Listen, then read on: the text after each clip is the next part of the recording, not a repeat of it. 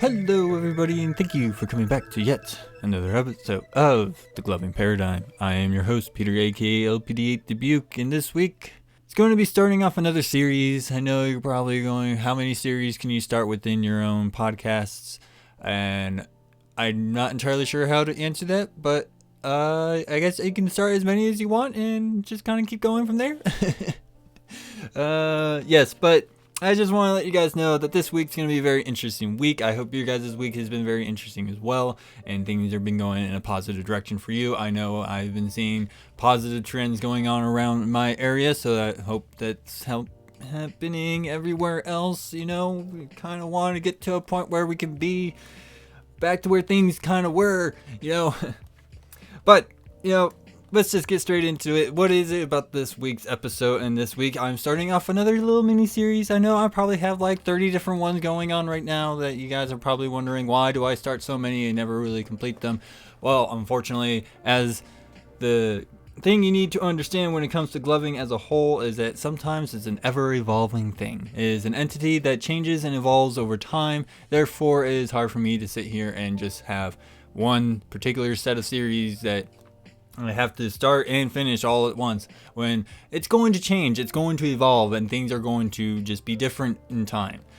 So what is it I'm going to be starting this week is pretty much what I'm going to be calling the concept catalog. And the reason why I'm calling it this is because we have a lot of concepts in gloving. As much as some people might want to disagree with me on that, there is a lot. You know, we have things like liquid, tutting, flails, whips, tunnels, digits, dials, clusters, morphing, creatures, clocking, whatever you can throw in here that a lot of people do. And I even have an episode on concept archetypes that you can definitely go check out. So we're just going to go into starting onto this series called the concept catalog. And the reason why I wanted to start this is because there are so many different concepts out there that I can tell you that I know a lot of newcomers feel extremely overwhelmed and they don't know where to start, and they usually tend to start with what's the most hottest thing going on right now, which I know a lot of people kind of find very annoying. But again, these are people who are navigating through this world of gloving on their own. You know, it's what they're going to find, you know, early on. You're not going to find the things like, for example, like me who started back in 2010. You're not going to find the videos that I started and learned from and then go from there. But I will certainly tell you that when it comes to this particular concept, it's something that a lot of people might say, oh, it's just so easy that you don't really have to put much thought into it, which I will certainly tell you that is completely wrong, and you need to stop with that thought process altogether. So what is it that I'm going to be covering in the first inaugural episode of the concept catalog is liquid. And the reason why I want to cover liquid is because it's so synonymous with our craft and our lovely little community that we have here that people just kind of know it exists and just leave it at that. You know what I mean? I can certainly tell you that a lot of people will say that, you know, a lot of things are sloppy nowadays and that they need to clean it up, which I can and cannot agree in any sense of the word, just because, you know, it really varies between individuals. But what I do want to do is I want to help out the newcomers who are feeling a little overwhelmed by trying to learn so much so quickly of the rabbit hole of information that is gloving. So with that being said, we'll go ahead and get started with what is this concept. And the concept of liquid is very simple. The definition of such, when you actually look it up on the internet, and I ripped this pretty much off of Wikipedia because I thought it was funny, is it was actually probably the most concise definition of liquid dancing altogether. In my opinion, it was very compact and straightforward. That's how I felt about it. You know, so the definition of the liquid concept dancing is a type of gestural, interpretive rave/urban street dance that evokes the imagery and movement of liquid. So the name implies what the desired effect is. You want to be moving your hands, arms, body parts, any sense of that, to reflect the movement and behavior of liquid. It doesn't have to be water.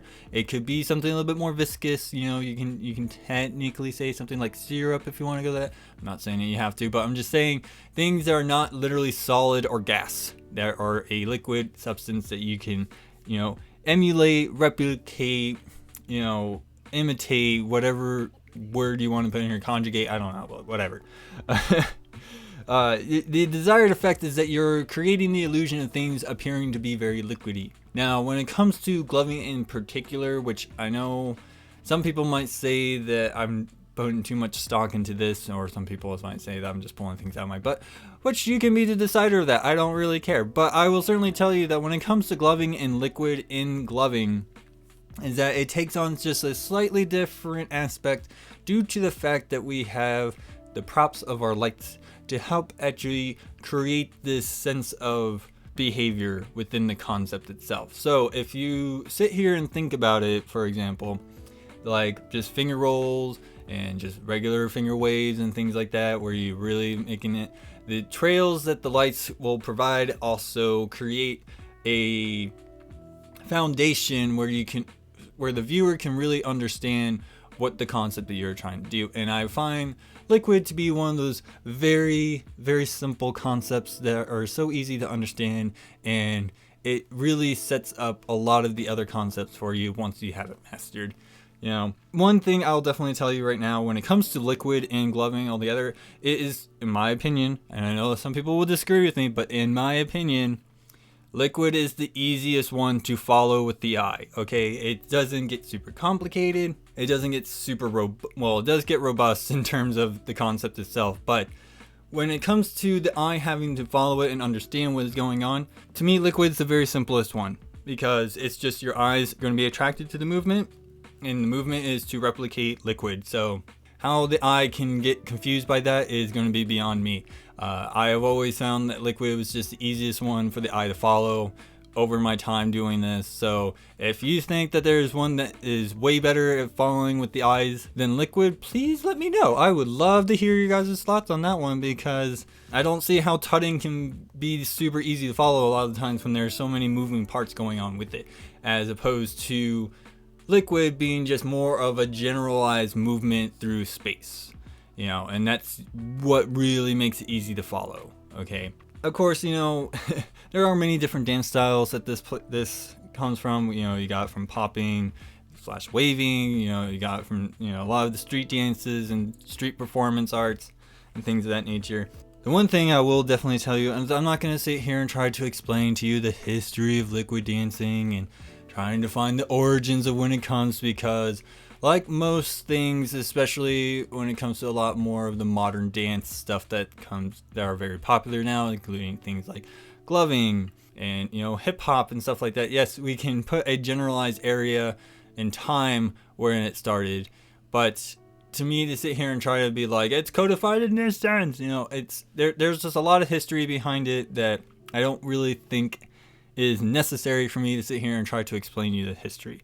I will say though that liquid dancing has been traced as far back as into the 1970s and into the 1980s during a lot of the club scenes, when things were starting to change, especially when disco was getting out. Liquid dancing was still very rough and raw within its nature.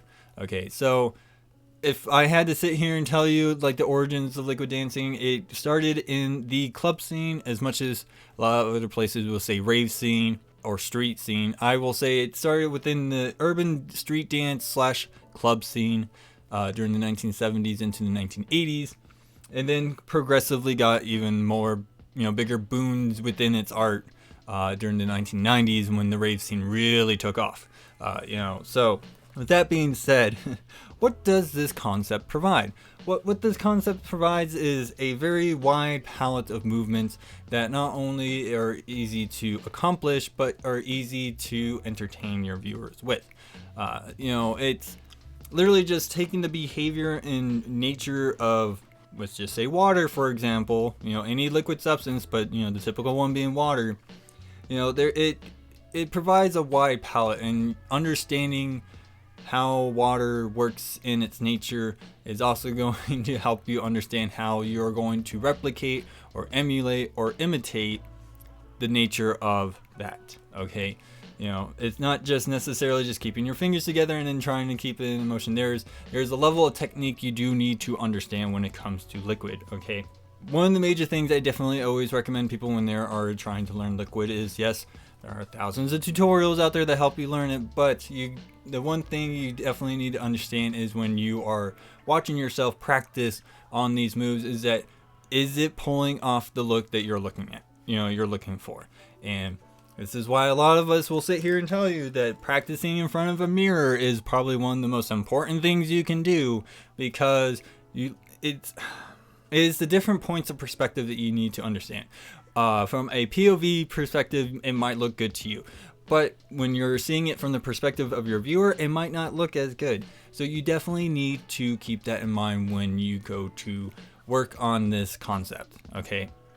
And there's a lot of different things that go into this concept. And the main thing that I definitely want you to understand when it comes to liquid tends to be a very continuous movement, or a continual movement. In essence, there are points where it does stop and go back the other way, like water tends to do when you swish it back and forth. That's understandable. However, I'm saying that the nature of water never really sits there and just kind of like stops, like it's suspended in the air type deal. It's a continual movement, and that's what really kind of gives you the effect of the concept that you're trying to go with, especially when it comes to liquid. One thing I definitely would like to let you know is that when it comes to learning and mastering liquid as a concept within gloving, it does lay down the foundations of things like depth perception. Now, I know a lot of people are probably going to yell at me for saying that, but hear me out, please. Okay, the idea that it does help you learn like your depth perception of how things look from up close to how far in terms of the movement. I will certainly say that you don't have to do such grand movements when you have your hands so up close to the viewer's face, just because you're right there. If you study depth perception in cinema or in art of any kind, you will understand that things do move faster when it's up close, but when things are super far away, they don't move as fast. In this case, I will certainly say that you don't have to do such grand movements up close, but the farther back you are, the more grand you kind of have to get with it to kind of really help with the depth perception of it all. And also you're showing a level of spatial awareness to your viewer that you understand where they can see things and stuff like that. And of course, I will definitely tell you that when it comes to liquid, to me, it's just a wonderful palette for transitions.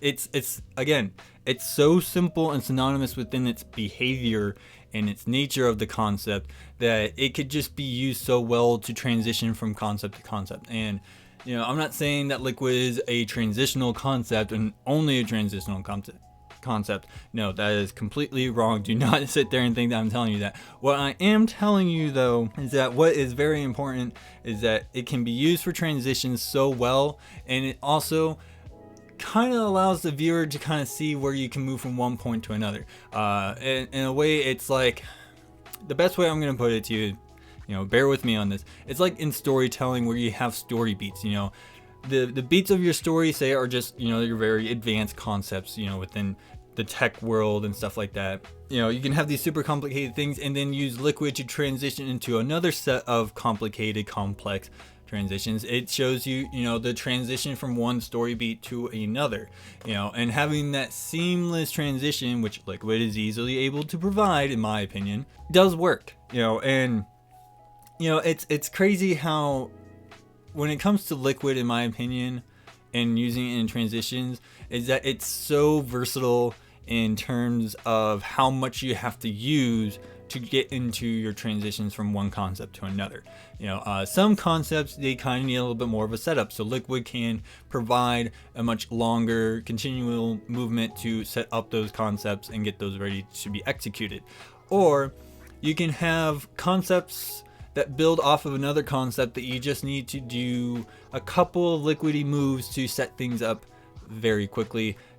I'm not like, for example, like if you're somebody who's doing something complicated but you need to move to another point in the grid of the depth perception of your viewer, grand liquid movements will help you get to that point. But if you're staying within a certain spot but need to kind of transition into a different method of what you're doing in terms of tech, liquid also provides that. It provides a level of distraction while you're setting yourself up. That's one of the things I really enjoy about liquid as well, is that it provides a level of distraction where you can actually set up other concepts without your viewer actually knowing that you're doing a setup. It is keeping them entertained while you are setting up for your next concept, breakdown, whatever the case may be. So, with that being said, the thing you need to understand about liquid in terms of gloving is that it is a very simple concept. It can be very complicated and it can be very advanced when you put in a lot of effort into it and understand what you need to do. Yes, there is a strong level of technique you need to understand when it comes to doing liquid dancing. As much as people say, oh, it's just easy, you just kind of get your hands in the wave. Yes, that is true. But when you get in those forms to make it appear to be like that, like, here's something I definitely want to stress when it comes to practicing this concept. Okay, when you're doing just regular finger shows, it's you're not seeing it the way at the end product is supposed to be. Okay, yes, you're watching and understanding your movements and actually understanding how to master that, and that's totally fine.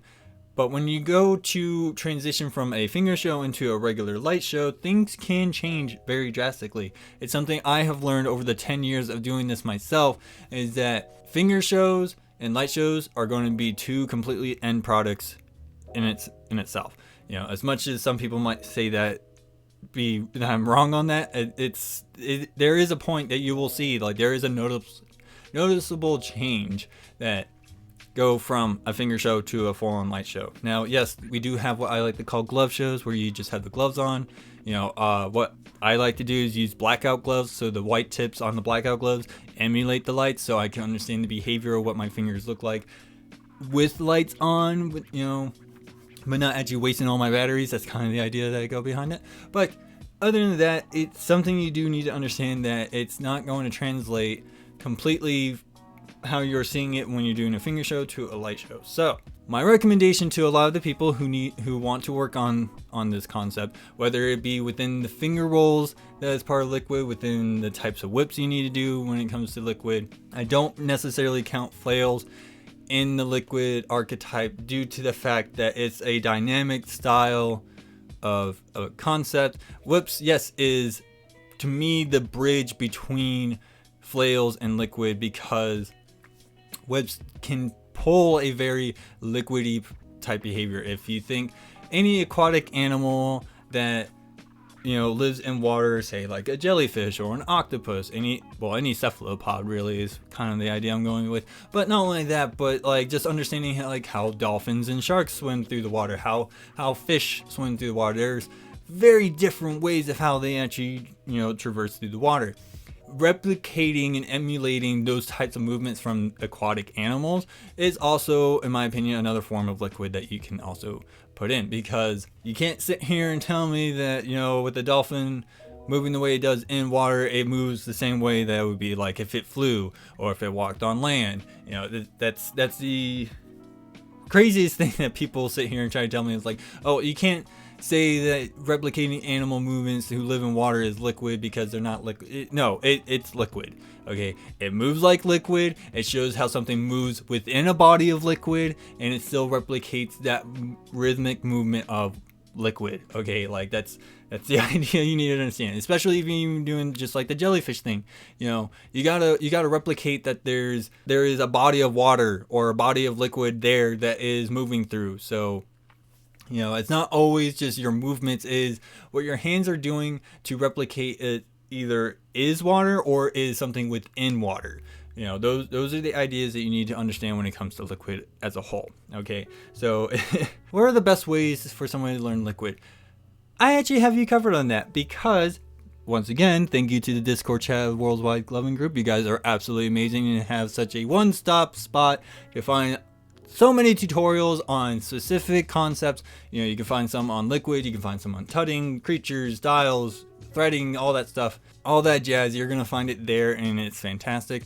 I will certainly say that there was so much on there, a lot of it being what I felt like were on playlists. So what I did is I grabbed a crap load of different different YouTube links, and I will have those linked here in this episode's description along with all my other stuff. So if you are looking to find tutorials to help you master Liquid, you're going to find it there. There is a wide palette that you can follow. I will certainly say there were some that were part of a series that I only grabbed one of their videos. Pretty much what you're going to need to do when you actually look at the links that actually have a video series going on with it, which is pretty simple to understand. If you actually look at it and it says like Liquid Dancing Tutorial number 3, it's part of a series. You just look through your related video. I guarantee you're going to find the playlist that it's on, and you can start from there. I try to grab as much of different people because everyone teaches a very different way, and I would certainly recommend that you just try to find which ones that works for you and which one speaks to you more and helps you understand better. There's other places that you can always look up at. Amazing Lights has a wonderful series that you can also follow. I would, in my opinion, to a lot of newcomers, I would start with the Amazing Lights beginner tutorial videos on Liquid and finger rolls and things like that, just because they do put it in a very basic way and it shows you the basics. But of course, when you start seeing other people's more advanced concepts, that's where you're really going to start to really craft and hone your skills within the concept of Liquid. Okay, so again, if you're needing tutorials to help you on your Liquid and things like that, get into my description and find all those links. I have like 10 of them. Now, I also want to let you guys know that there's a lovely little link at the very bottom as well from a Reddit post that really helps people get into gloving as a whole. It has a wonderful description of understanding different concepts and what they are for, what people have used them for, and it's not this one-stop shop where you can sit there and be like, yep, this is how it is and it's always going to be like that and it's never going to change. The person even put up like an updated link on this link. So the reason why I chose the original link is just because I wanted to show you as a newcomer where gloving started and how terminologies were to how it is now. It's been very different from when it was when I started in 2010. I can guarantee you that right now. A lot of things stay the same, but there's been a lot of changes and evolutions within the community that I just wanted to show you the kind of a history point just based on the post, So you get on those links, you start following those tutorials, and you practice. I don't know how many times people have to tell you to practice. I can certainly tell you, I've had people that just tell me, I don't want to sit there and watch tutorials. I just want somebody to teach me. It's like, well, somebody teaching you is showing you a tutorial in person. Like that's just a thing, and I can totally understand with the current state of the situation that's not going to be really easy to do. So you're going to have to rely on these tutorials, and I can certainly tell you, I know a lot of people are going to be bored out of their minds when they're trying to practice, but it is necessary if you want to get good at it. I can even tell you, somebody who's been doing this for 10 years, there's things I still suck at in terms of concepts, but you know what? I still work on them every day, and slowly but surely I see the progress being made. So that's pretty much all for my episode. I know this one ran a little bit longer than my usual ones, and I try to put as much emphasis on the concepts for you to understand as much as possible.